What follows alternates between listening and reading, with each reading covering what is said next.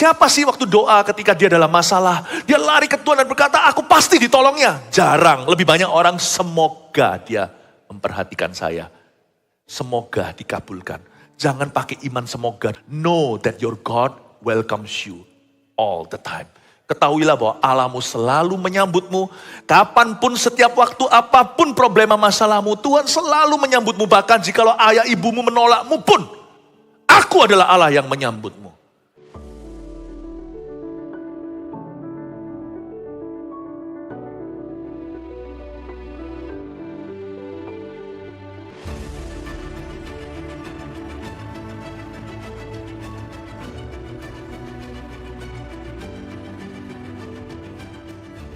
Kami datang dengan sebuah ekspektasi untuk berjumpa, bertemu dengan Juru Selamat kami secara pribadi. Thank you ya Tuhan. Engkau sudah datang 2000 tahun lalu untuk menyelamatkan dunia. Thank you sudah menyelamatkan kami. Terima kasih Engkau menyelamatkan kita semua. Hati kami haus dan lapar akan kebenaran. Puaskan dahaga jemaat ya Tuhan. Hamba-Mu berlari rapat-rapat, erat-erat di balik salib-Mu, agar Tuhan yang beracara langsung dengan jemaatnya, meskipun melalui kami hamba-hambanya. Bapa, we love you. Thank you for Jesus Christ. Makasih untuk Yesus Kristus. Dalam nama Yesus, haleluya, amin. Berikan tepuk tangan untuk Tuhan. Shalom jemaat terkasih. Tuhan Yesus sangat mengasihimu. Saya akan sampaikan firman totalnya 8 kali weekend ini. Kita langsung ke Injil Lukas. Lukas pasal yang ke-8, ayat yang ke-43. Saya baca ya, Lukas 8 ayat 43 sampai 48. Adalah seorang perempuan yang sudah 12 tahun menderita pendarahan. Dan yang tidak berhasil disembuhkan oleh siapapun. Ia maju mendekati Yesus dari belakang dan menjamah jumbai jubahnya. Dan seketika itu juga berhentilah pendarahannya. Lalu kata Yesus, siapa yang menjamah aku? Dan karena tidak ada yang mengakuinya, berkatalah Petrus, Guru, orang banyak mengerumuni dan mendesak engkau. Tetapi Yesus berkata, ada seorang yang menjamah aku. Sebab aku merasa ada kuasa keluar dari diriku. Ketika perempuan itu melihat bahwa perbuatannya itu ketahuan, ia datang dengan gemetar tersungkur di depannya. Dan menceritakan kepada orang banyak itu apa sebabnya ia menjamah dia dan bahwa ia seketika juga menjadi sembuh. Maka kata Yesus kepada perempuan itu, hai anakku, imanmu telah menyelamatkan engkau. Pergilah dengan selamat. Yesus bukan lagi bayi.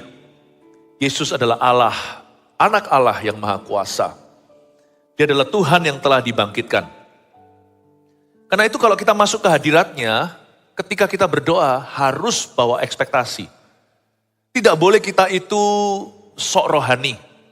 Atau menunjukkan rendah hati yang palsu. Ah enggak lah, aku enggak mau repoti Tuhan. Kata-kata itu adalah kata malu-malu. Dan Tuhan tidak hargai rasa malu-malu seperti itu. Karena malu-malu bukanlah budaya kerajaan sorga. Orang kalau mau masuk hadirat Allah itu harus bawa iman, bukan malu-malu. Bukan ragu-ragu, bukan setengah-setengah. Tapi kalau saya bawa ekspektasi saya kepada Tuhan, apakah enggak berarti saya ini orangnya motivasi? Udahlah, meskipun terlebih diberkati memberi, tapi kadang-kadang kita itu perlu menerima supaya kita tahu diri dan rendah hati. Sebenarnya enggak ada satu orang pun di antara kita ini masuk kerajaan sorga karena kita itu hatinya mulia. Jujur kita semua mulai sebagai orang berdosa. Hari ini saya sayang Yesus karena Yesus berbuat sesuatu untuk aku. Saya nggak bisa sangkali itu. Jadi jangan pernah di antara kita itu ada yang rasa sungkan minta sesuatu kepada Tuhan. Kita hari ini kenal Tuhan itu karena Tuhan berbuat sesuatu dulu, yaitu mati di kayu salib untuk Anda dan saya 2000 tahun lalu.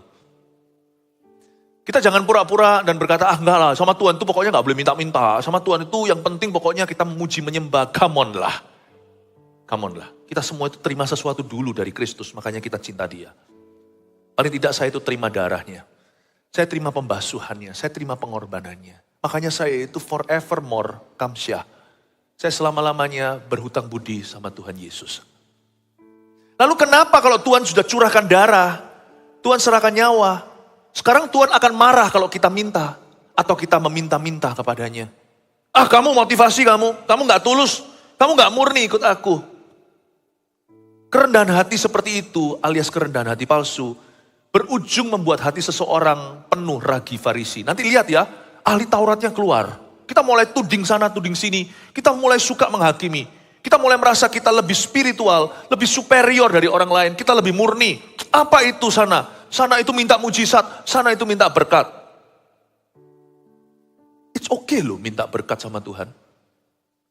Kalau anak saya nggak minta uang saku dari saya, tapi minta dari tetangga, saya akan tersinggung sampai ke bulan dan pulang kembali ke rumah. Gak apa-apa loh. Anak saya cinta sama mamanya, kemarin hari ibu. Dikarenakan waktu kecil mereka telah menerima banyak perbuatan kami. Ganti popoknya, ganti diapernya, disusui sama ibunya. Papa mamanya bangun tengah malam, yang punya bayi tahu. Ketika besar mereka itu merasa berhutang budi sama ortu. Sama Yesus enggak bisa murni kita itu hanya menyembah. Murni kita hanya mengasihi dia. Kita bisa mengasihi dia itu karena dia terlebih dahulu mengasihi kita. Karena itu Tuhan gak pernah marah kalau kita menghampiri dia dengan ekspektasi. Malah justru kalau kita gak punya ekspektasi apa-apa, Tuhan malah tersinggung. Kamu rencana minta dari tetangga ya, atau kamu usahakan sendiri, bergantung dengan kekuatanmu. Nanti kalau berhasil sombong sekali.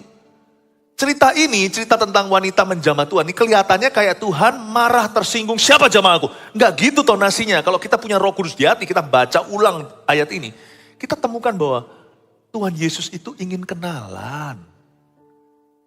Pernah nggak lihat anak kecil kalau main sama papanya? Mana ya petak umpet, anaknya di situ. Mana ya, ini pak, aku di sini pak.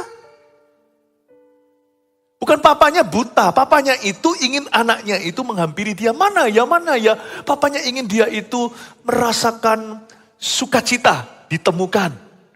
Atau sukacita ketemuan. Ayat ini gak ada sama sekali murka Tuhan. Saya ngomong begini itu supaya jangan sampai diantara kita itu takut minta sesuatu. Saya gak ajarkan kemakmuran. Saya ajarkan satu doktrin yang benar. My God is a good God. He is generous. Allahku adalah Bapa yang baik. Dia itu murah hati. Udahlah manusia gak usah pura-pura, gak minta sesuatu, gak harapkan sesuatu. Malahan Tuhan gak berkenan. Kalau kamu masuk hadirat Allah, kata firman di Ibrani, kamu harus percaya bahwa Allah itu ada. Ayatnya begitu. Dan bahwa Allah memberi upah kepada barang siapa mencari dia dengan segenap hatinya. Coba kita sekarang baca ayat per ayat, saya jelaskan bagaimana kita harus berdoa dengan ekspektasi. Every time we pray, kita harus membawa ekspektasi sepenuh hati. Doa dengan ekspektasi dan menuai mujizat adalah seorang perempuan yang sudah 12 tahun menderita pendarahan dan yang tidak berhasil disembuhkan oleh siapapun. Perempuan ini 12 tahun pendarahan. Wanita yang pendarahan lebih dari berminggu-minggu, tahu badannya lemas, pucat, dan itu bahaya. Dan yang tidak berhasil lagi disembuhkan oleh siapapun juga. Ia maju mendekati Yesus dari belakang dan menjamah jubahnya. Jumbai jubahnya itu ujungnya dan seketika itu juga berhentilah pendarahannya. Wanita ini mengalami sebuah rintangan yang sangat real dalam hidupnya. Dia mendapatkan sebuah kondisi yang membahayakan nyawa. Dia pendarahan gak tanggung selusin tahun. Tahunnya 12, ini gak main-main. Pendarahan non-stop di zaman rumah sakit belum canggih, belum ada infus seperti hari ini. Transfusi, wanita ini hidup dari almost mati ke almost mati berikutnya. Dia desperado, putus asa. Dia mengambil keputusan yang tepat meskipun metodenya agak sedikit tak teratur. Wanita ini tidak sempurna dalam pendekatannya, tapi imannya bulat. Dia datang ke alamat yang tepat. Dia datang ke Tuhan kalau dia dapat masalah. Kebanyakan kita kalau datang ke Tuhan itu telat-telat nanti, alias terlambat. Kita usahakan dulu semaksimal mungkin karena sungkan sama Tuhan. Kita kira dengan demikian kita lebih berkenan. Kalau kita usahakan sendiri, manusia itu kan suka begitu, usahakan sendiri, hancur di tangan, serahkan kepejunan, sudah keping-keping tanah liat. Tapi kalau kita smart, kita datang ke Tuhan itu menit pertama kita ditempa masalah, langsung datang ke kaki Tuhan. Boleh enggak kita ekspektasi mujizat? Boleh. Kalau Tuhan kasih nyawa, masa Tuhan pelit sekarang ngasih sesuatu kepadamu? Masa Tuhan berkata, kamu enggak murni ya? Wong buktinya kita hari ini cinta Tuhan karena Tuhan mati untuk kita kok. Tuhan sudah berbuat sesuatu. Apa susahnya tambah sesuatu lagi? Kalau memang itu yang kita perlukan. Mujizat itu ada. Tapi seringkali orang masuk ke hadirat Allah tidak punya tangan iman. Gak ada tangan iman. Kita takut di luar sana dikecam sama jemaat atau orang-orang Kristen yang selalu menghujat. Yang selalu menuduh bahwa orang-orang yang minta mujizat itu selalu salah di mata Tuhan. Not really. Not true. Not true. Adalah seorang perempuan yang sudah 12 tahun menderita pendarahan. Rintangan pertama yang dia alami itu di dalam. Yaitu dia mengalami sakit penyakit yang sangat-sangat serius dan mustahil disembuhkan.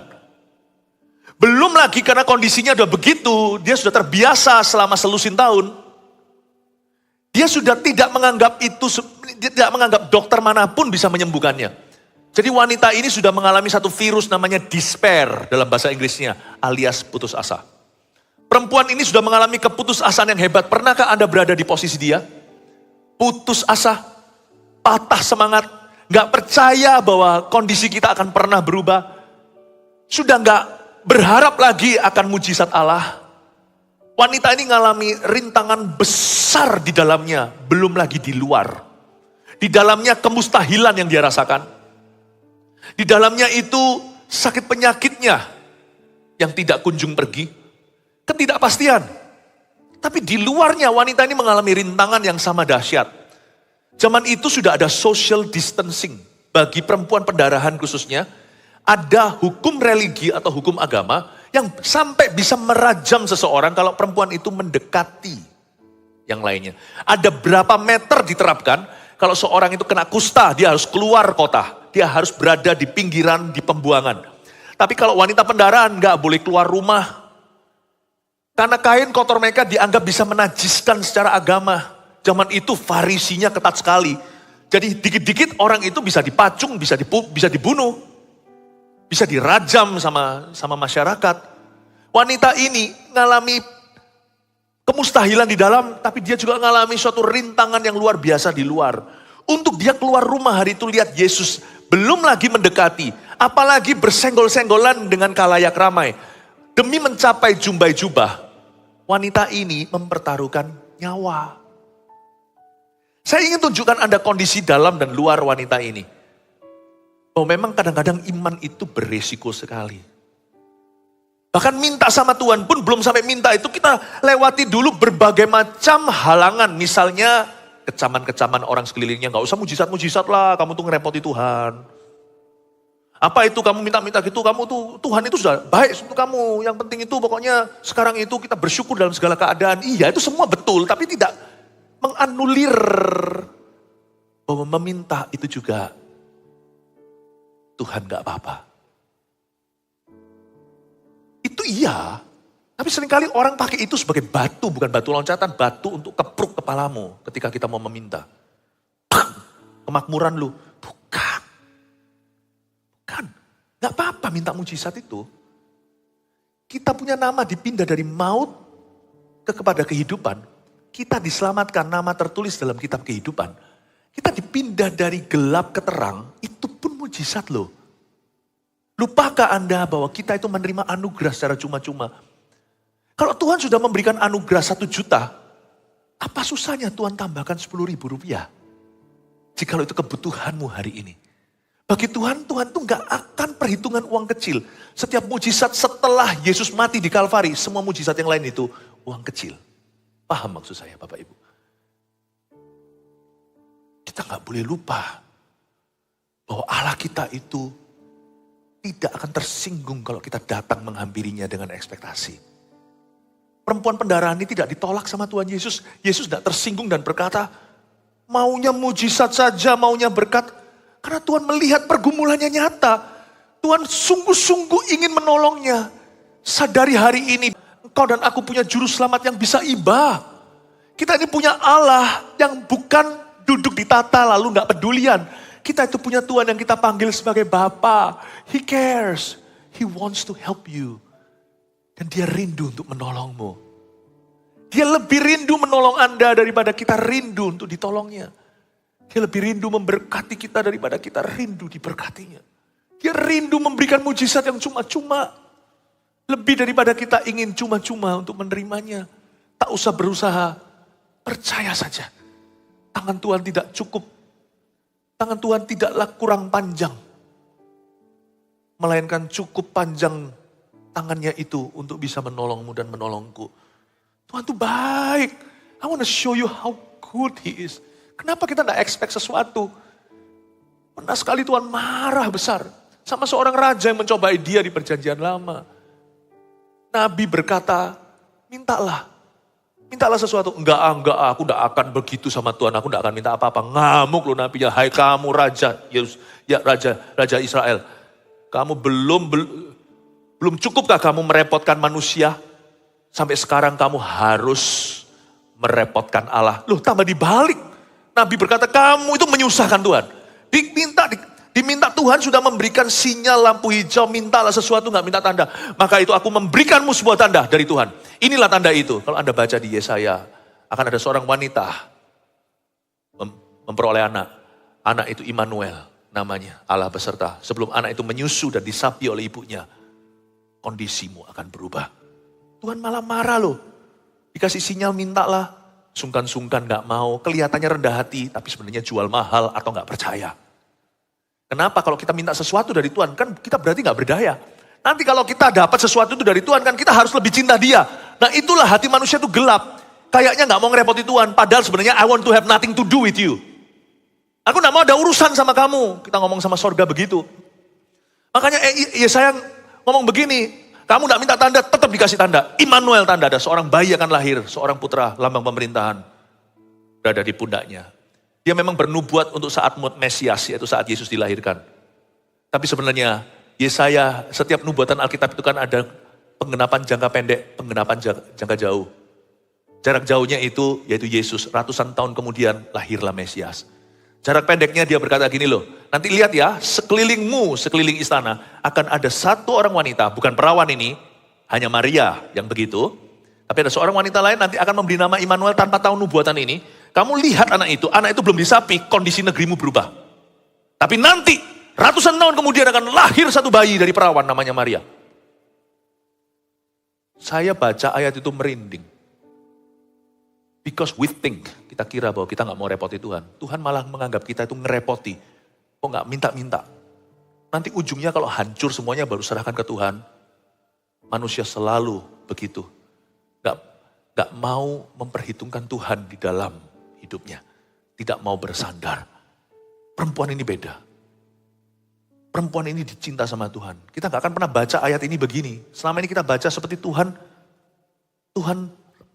rasa gak serak, kenapa kok ada kuasa keluar? Tuhan itu gak pernah kebocoran kuasa. Kalau sampai keluar kuasa dari tubuhnya itu berarti Tuhan mau. Ini Tuhan lagi main begini loh. Mana ya, aku di sini.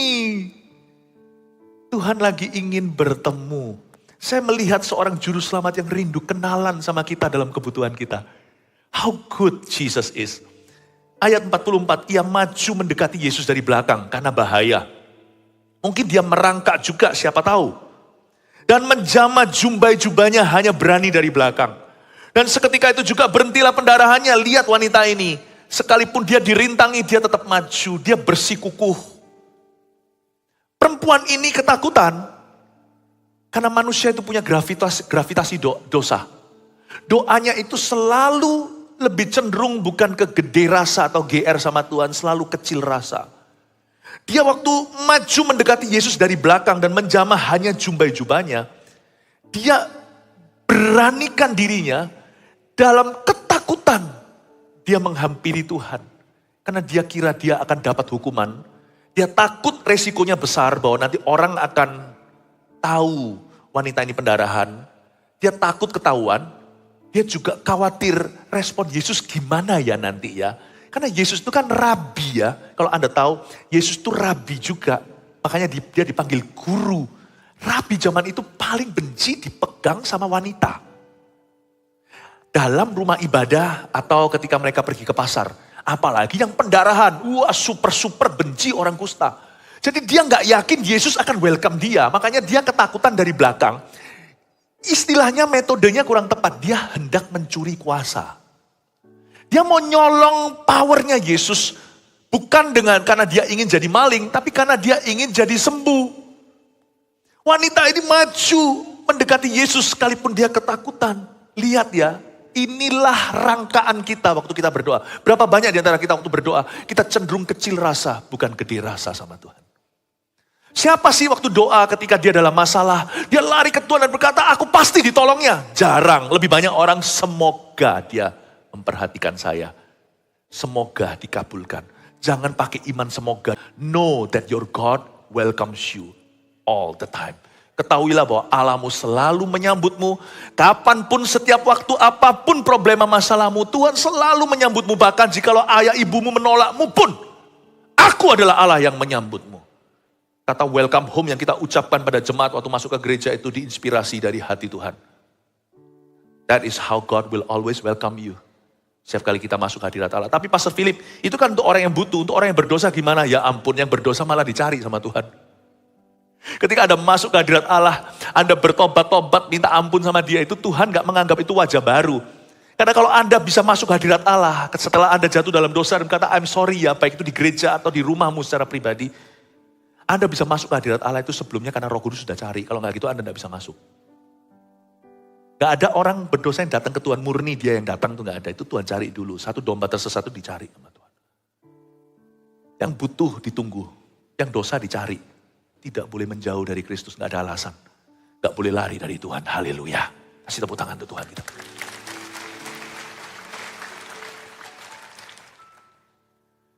Ayat 45, lalu kata Yesus, siapa yang menjamah aku?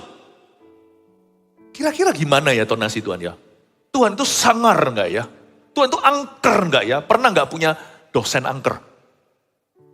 Kalau saya dulu semua guru, waktu saya kecil semua guru jadi angker karena saya nakal sekali. Saya kerap kali dilempari penghapus, lempari kapur.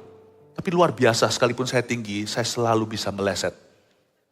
Kepala saya ini bebas kapur. Yesus itu angker? Yesus itu sangar? Kira-kira bunyinya gimana? Kalau baca Alkitab gak boleh ngawur. Lalu kata Yesus, siapa yang menjamah aku? Nah gitu loh ya. Baca Alkitab itu ada bagian yang kita harus imajinasi sendiri. Tapi kalau hati kita bersih penuh kasih, kita akan bacanya tepat. Kalau hati kita tertuduh oleh setan, kita akan bacanya salah. Lalu kata Yesus, siapa ya yang jamah saya? Itu kira-kira, itu lebih tepat. Siapa ya? Siapa ya? Siapa ya? Ayo, Tuhan marah atau Tuhan cari? Tuhan gak nolak ekspektasinya. Tuhan gak mau perempuan itu setelah dia pulang, dia sembuh dari pendarahan, dia merasa dirinya maling pencuri. Dia nyolong sesuatu, gak mau. Tuhan itu saking sayangnya, Tuhan gak mau kasih dia sekedar kesembuhan. Tuhan mau pastikan dia pulang itu damai sejahtera. Makanya doa berkat di ujung kebaktian itu pun terinspirasi dari hati Tuhan. Kita gak mau jemaat itu pulang itu merasa tanggung loh, terus gimana ya, tapi ada satu berkat menyertai. Saya lebih suka gereja di Indonesia daripada gereja di luar negeri. Gereja di luar negeri, di Amerika, di mana itu gak ada doa berkat. Setelah firman gitu-gitu nyanyi-nyanyi, ya sudah ketemu minggu depan. Tapi Tuhan itu selalu ketok palu. Dia ingin wanita itu pulang dengan palu godam. Palu godam dalam jiwa, yaitu dia pulang dalam damai sejahtera. Go home in peace. Dalam damai. Jangan hanya sembuh. Sembuh lalu tertuduh buat apa ya kan? Tubuhnya sehat. Tapi habis itu jiwanya merana. Tuhan mau lepaskan dia dari sebuah kesalahpahaman besar. Oh kamu bukan pencuri. Nak, kamu berhak. Tuhan ingin wanita ini pulang tidak didiskriminasi karena dia perempuan. Zaman itu begitu. Dan Tuhan tidak mau dia pulang ke rumah. Merasa seperti kesembuhan yang diterima itu tidak sah. Tuhan memperhatikan feeling perempuan ini. Makanya orang yang penuh sama Yesus gak mungkin jadi suami yang gak sensitif sama pasangannya. Gak mungkin jadi pacar, boyfriend yang tidak bisa peka dengan kebutuhan dan kebaikan untuk pasangannya. Orang yang dekat sama Yesus pasti peka sama perasaan orang. Pasti bisa merasakan feelingnya. Tuhan itu perhatikan feeling orang ini. Kalau saya baca gini itu saya rasa, aduh Tuhan, kok begitu baik ya Tuhan Yesus itu ya. Bodoh banget kalau kita itu gak cinta Tuhan. Bodoh sekali orang itu kalau mengeraskan hati. Apalagi yang benci Tuhan Yesus itu. Oh Tuhan ampuni mereka gak tahu apa yang mereka katakan. Buta rohani betul kalau orang itu menentang Yesus. Benci sama orang, kalau ke gereja, ngapain ke gereja terus? Lu ke gereja terus. Sadarkah Anda, anggota keluarga Anda itu yang sudah kenal Tuhan dulu, Anda belum? Dia ke gereja itu, dia pulang selalu recycle, daur ulang, pulang kembali menjadi suami yang lebih baik. Istri lebih baik, anak lebih baik, orang tua lebih baik. Let my people go. Let them worship me, biar mereka menyembah aku, kata Tuhan. Jangan dihalangi, sekalipun kalau Anda sendiri belum masuk kerajaan sorga, jangan halangi mereka yang sudah ada di dalamnya.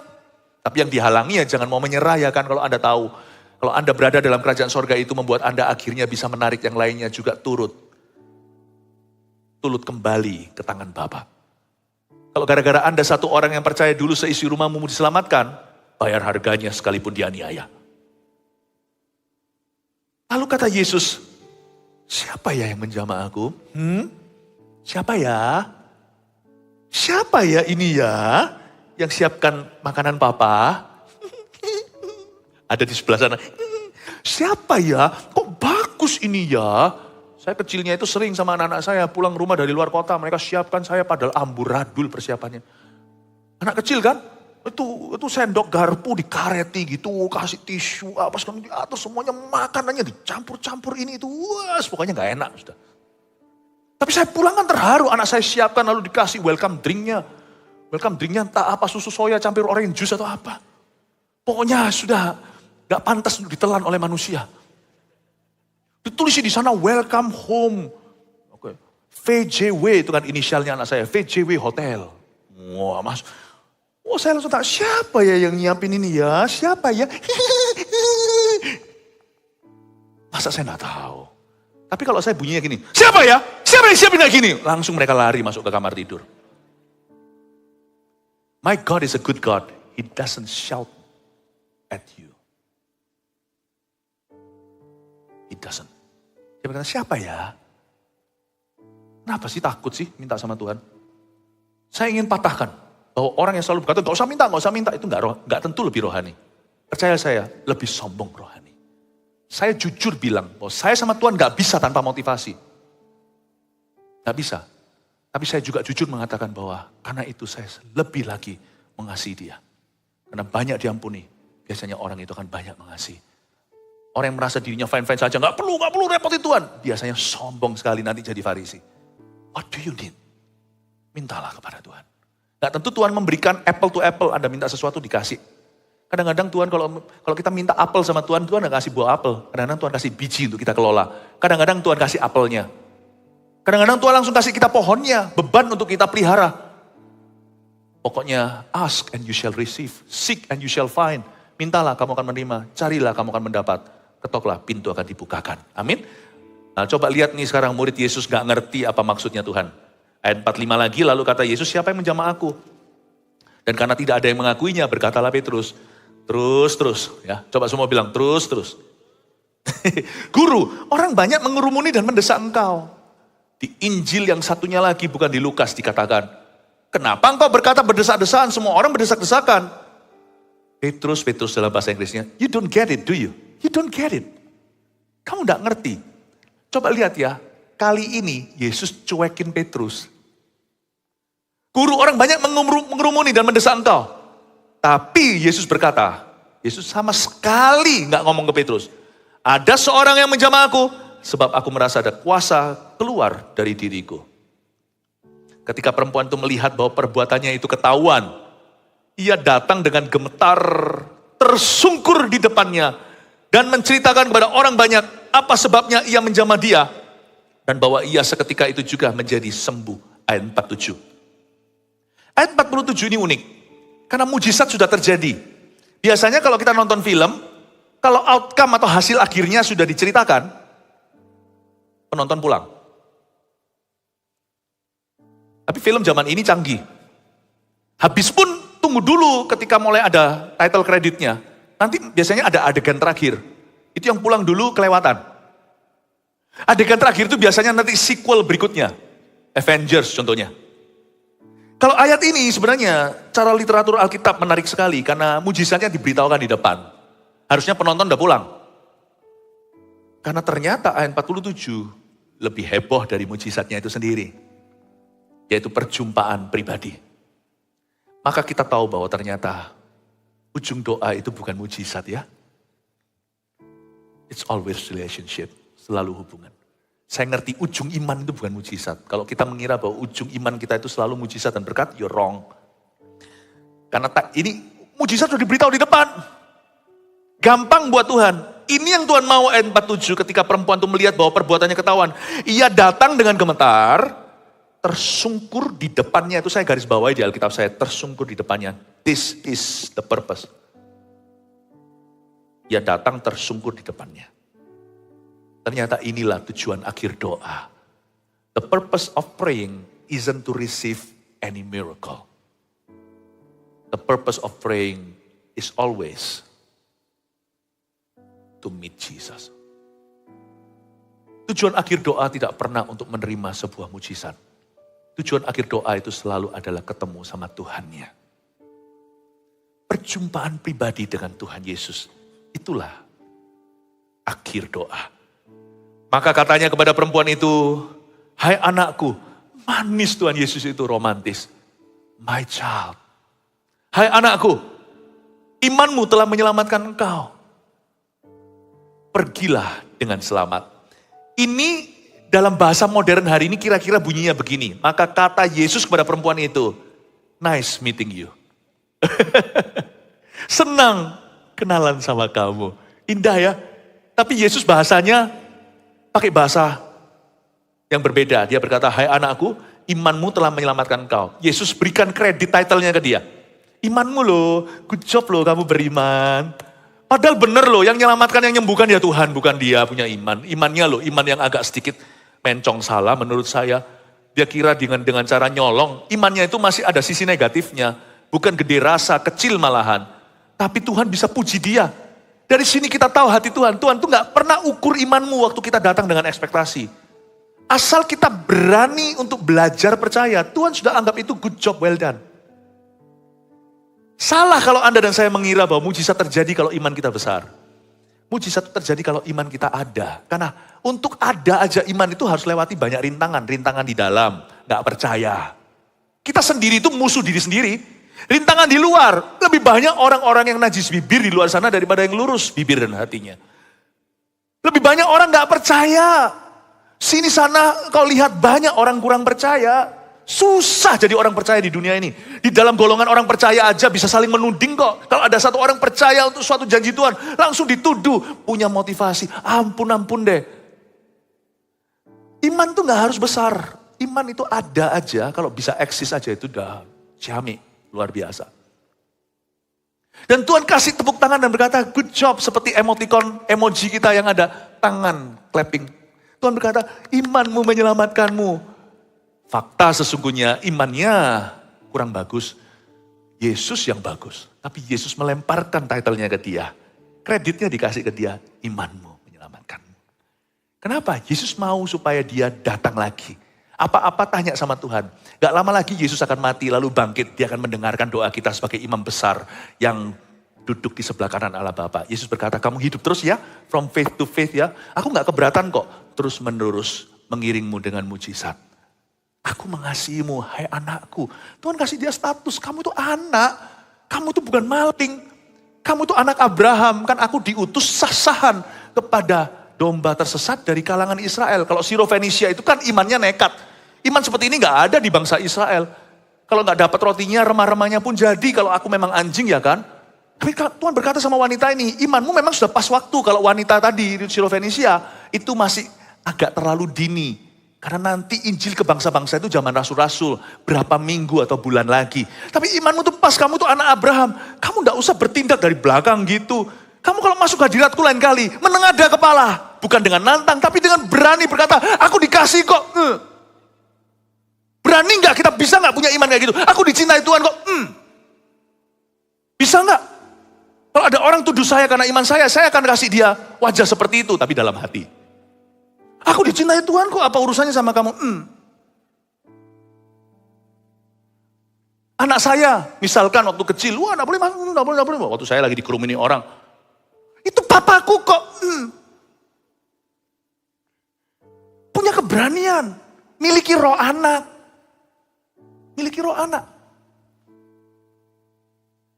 Tuhan Yesus itu gak kepingin Anda cuma dapat mujizat. Tuhan Yesus itu kepingin Anda secure, aman dalam cintanya. Are you secure in my love? Are you secure? Kamu aman gak sama aku, hai anakku? Pergilah dengan selamat. Itu bukan diusir, itu doa berkat. Ayat 48 bunyinya dalam versi bahasa Inggris kekinian. Then he says to the woman, nice meeting you. Kira-kira begitu. Tuhan kata, akhirnya aku bisa kenalan. Andai kata zaman itu, Timur Tengah itu budayanya salam-salaman. Cuma zaman dulu memang kebudayaannya laki perempuan tidak jamahan. Tapi kalau hari ini kira-kira begini, Yesus berkata, akhirnya kamu. Aku sudah tahu kok itu kamu. Nice meeting you, woman. Ayat 47. Aku tuh cuma kepingin ketemu. Petrus di sebelah situ baru mengangguk-angguk. Oh gitu, oke ngerti, aku sekarang ngerti. Jadi Tuhan bukannya gak tahu, Tuhan bukan keberatan tenaga keluar dari badan atau tubuhnya, atau ada kuasa. Tapi Tuhan cuma mau kenalan sama wanita ini.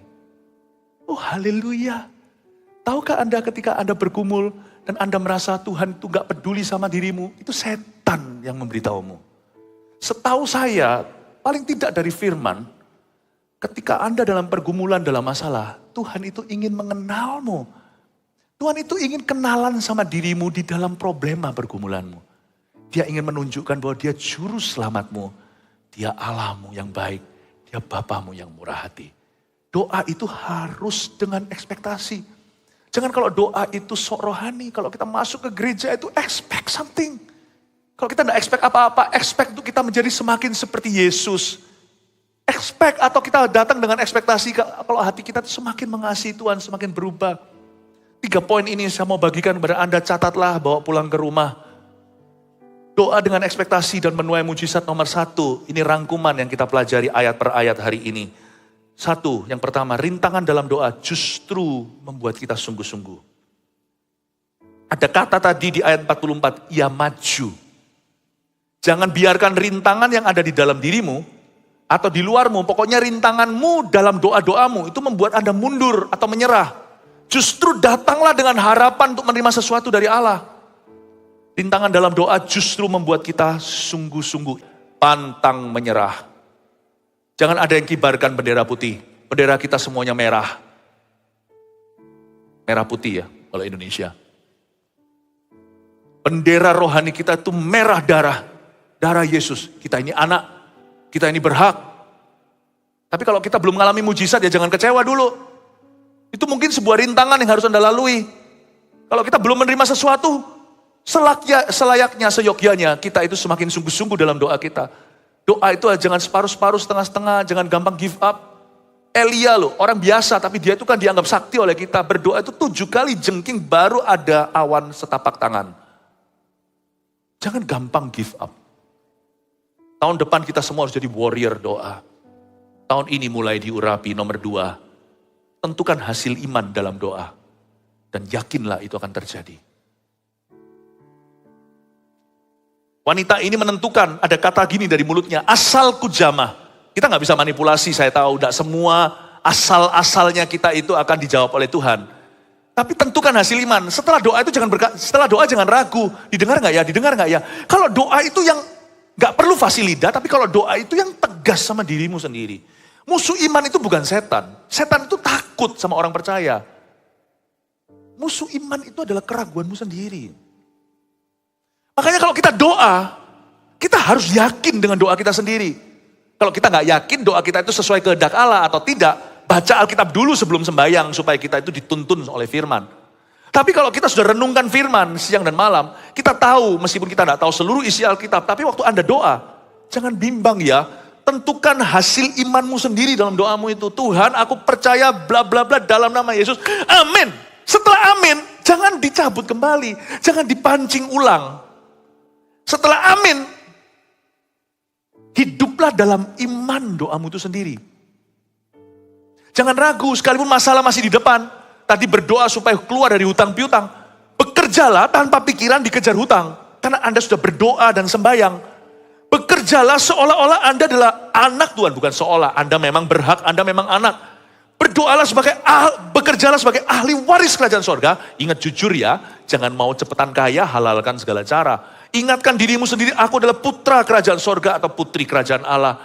Bekerjalah dengan jujur dan percaya, harapkan. Ketika Anda menabur seperti Ishak menabur 100 kali lipat hasilnya di tanah Filistin, percayalah, hal ini kecil, gak tahu gimana aku bisa keluar hutang yang besar. Tapi pokoknya aku setia dalam perkara sederhana. Tuhan yang akan take care nanti semuanya. Bertindaklah seolah-olah Anda sudah menang, padahal masih dicekik hutang. Jangan setelah doa, amin, Anda ragu. Jangan pernah orang itu mau doa itu selalu dari bawah. Doa itu harus membangun lapis demi lapis. Nanti masuk hadirat Allah lagi, bangun dari terakhir kali Anda doa. Jangan kembali ke break even point atau kembali ke nol. Apalagi minus. Jangan jatuh bangun dalam doa. Doa mesti konsisten. Sekalipun Anda ngulangi lagi seperti Yesus 3 kali sampai keluar peluh darah di Getsemani. Dia kembali lagi mulai dari titik sebelumnya. Kalau dia gak bisa kemana-mana, maju gak boleh lewatkan cawan. Dia tetap berdiri pegang teguh. Di Getsemani, terjadilah kehendakmu. Doa itu gak boleh maju mundur. Kalau gak bisa maju, jangan mundur. Tentukan sendiri iman dalam doamu. Lalu yakinlah itu akan terjadi. So kalau sampai Anda ragu dengan perkataan sendiri, orang gitu gak ada obatnya. Obatnya cuma satu, kata Yakobus, dia gak akan terima apa-apa. Karena dia mendua hati. Don't pray and then you doubt your prayer. Doubt before you pray. Then you pray your doubt away. Wah, itu bisa di-tweet itu. Ragulah sebelum kau berdoa. Tapi ketika kau berdoa, hancurkan keraguan semua. Jangan keluar dari kloset doamu sebelum ragumu sirna. Antara doa yang pergi dari hidupmu atau ragu yang pergi dari hidupmu. Pilih salah satu. Kalau memang Anda milih ragu, please don't pray. Doamu basa-basi. Tapi kalau Anda memilih doa, memilih Allah, bunuh ragumu di mezbah doamu. Cukup keras mungkin apa yang saya katakan, tapi kalau Anda mau menang kayak begini, saya kasih bocoran akan ada banyak pergeseran di seluruh dunia. What you gonna do? Orang ragu Thomas pun akan pergi menjadi misionaris besar di India. Orang bimbang di gereja yang kami gembalakan ini, semua akan menjadi pahlawan doa. Kasih tepuk tangan untuk Tuhan. Saya beritahu terus terang, program di gereja ini simple sih. To turn you into houses of prayer. Untuk mengubahmu menjadi murid-murid, memuridkanmu dalam doa, mengubahmu menjadi rumah doa bagi bangsa-bangsa. Terakhir, nomor 3. Saya suka ini yang membuat adem, ayem, tentrem. Ternyata ujung doa bukan mujizat ya. Tapi berjumpa dengan Tuhan Yesus. Ini dia, ini goalnya. Goalnya bukan miracles. Tapi goalnya adalah sumbernya. Tuhan itu baik. Mari kita datang dengan ekspektasi. Saya yakin Anda datang membawa 1001 kebutuhan. Hari ini saya akan memberi altar call. Saya beri bocoran. Memang tidak 100% mungkin maju. Tapi orang-orang yang merasa Roh Kudus berbicara sesuatu. Dan Anda sedang bergumul dengan sesuatu dan berada di titik stagnan untuk menerima pertolongan Tuhan. We want to pray for you. Kami ingin mendoakan Anda. Ayo kita pertaruhkan iman kita di altarnya. Waktu kita berdoa sesuatu akan terjadi. Tapi jangan lupa untuk kembali ke Yesus dan berkata thank you. Karena saya tahu orang yang berdoa pasti dijawab. Banyak doa, banyak kuasa. Kurang berdoa, kurang berkuasa.